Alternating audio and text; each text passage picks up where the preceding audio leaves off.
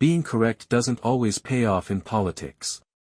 For instance, few of the most vocal voices regarding the threats fascism posed to the nation were eventually employed by prominent organizations to profit from their insights when their warnings turned out to be accurate. The opposition party is still led by the opposition leaders who oversaw this disaster. Powerful people detest being shown to be mistaken. Thus, it is on the chief of war this week. It's evident from a graphic introduction that details the slaughter in the town that the leaving pale-skinned ship attacked, that Kaʻiana was correct about these men's character, that Kaʻahumanu was correct to stand by him, and that her husband. It was a mistake for Kamehameha and Father Moku to overlook him. The two chiefs should turn to our hero and heroine and say, "We've made a terrible mistake, as you might expect. Now what?" Rather, when Kaʻiana disrupts a meeting out of anger over the massacre, he is expelled from the chief's council. Moku, who approaches his daughter alone to inform her that her advice is no longer acceptable, and Kamehameha both acknowledge Kaʻahumanu's sympathy for Kaʻiana. The majority of the episode is spent in this condition of affairs. That's an ass-kicker, isn't it? The folks who were mistaken forced the two people who were more accurate about the threat to the sidelines. Things worsen. Of course, Kaʻiana is concerned about more than just European and American seamen. She is also concerned about the threat posed by the two belligerent kings, Kiʻua of Hawaii and Kahekili of Maui. Given all of these impending threats and Kamehameha's refusal to accept Kaʻiana's red-mouthed weapons, the chief of war feels compelled to leave with his family. However, his sister-in-law Heke and his wild-haired brother Nahi disagree and leave together. They make love for the first time out in the forest in a scene that is lovely even by the standards of this very romantic show. The final one. Heke and Nahi are unfortunate enough to hear a precious object being desecrated. Grove by the insane Maui warrior, Apanui, and King Kiʻua. Now that he is ready to take on his opponent, Kiʻua boldly calls off the guards to allow the fight to continue after Nahi decks the king and almost beats his face in before they pull him off. The outcome is a vicious, even degrading, one-sided beating in which Kiʻua easily defeats the younger, bigger man. He breaks his neck and breaks his windpipe, then uses a heavy boulder to smash his head while Heke watches and screams. Heke is subsequently carried back to Kamehameha's area to convey this message of war, but not before a journey with Apanui that leaves her cleaning blood from between her legs while wailing, a painful metonymy for undetected sexual assault.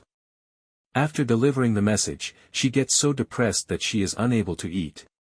When she eventually leaves her home, it's to gather toxic flowers. Does she intend to murder herself or Kiʻua? Kamehameha's hand is finally forced by the killing of Nahi and the ceremonial sacrifice of the overseer of the sacred grove, who is actually dropped into a lava pit by Kiʻua in order to feed his gods. Kupuohi is here. Of all people, who at last persuades him to accept logic. She can attest to the prowess of Maui's forces because she is a seasoned combatant herself. She is there to advocate on behalf of Hawaii, not her husband. The only way to overcome Kiʻua and Kahekili's united army is with weapons. Here's a quick aside: in a side story, Prince Kupule leads a plot to depose the increasingly insane king, exposing tension in the Kahekili's court. The prince finally loses it when he witnesses his father destroying the pillar of bones he built while yelling and raving about the necessity of using new corpses to construct a new one. His father spins and stabs him as he attacks. Kahekili holds Kupule in his arms while repeatedly uttering the words, my son, and pleading with the doctors to save his life in a scene that mirrors Ilya Repin's iconic picture of Ivan the Terrible realizing with horror that he had murdered his own son. On Hawaii, however, none of this is known. Finally, we know that Kamehameha's cause is lost without Kaʻiana and the cannons. When they finally meet, both men show humility. Kamehameha questions whether he was too preoccupied to notice that his father's war god speaks through the red-mouthed weapons, while Kaʻiana questions whether he should truly be the head of his family after all the suffering he has caused them. Thus, Kaʻahumanu awakens the following morning to the sound she has long desired, gunfire. While the other chiefs and warriors observe and learn, Kamehameha and Kaʻiana take turns practicing firing, and she and Kupuohi smile. But not for long. Miles away, a volcanic eruption signals to both armies that the volcano deities of Kiʻua have taken sides. As he, his brother, and their chief gaze off into the horizon, Namek states plainly and menacingly, "The gods speak for Kiua." Kiua stands and grins triumphantly in the distance, certain that he will soon disprove everyone who doubts him, including his father, Kamehameha, and Apanui. Since Cassandra made it her main theme, it would be one thing if this episode only made the timely and wise observation that doomsayers are rarely rewarded for their errors.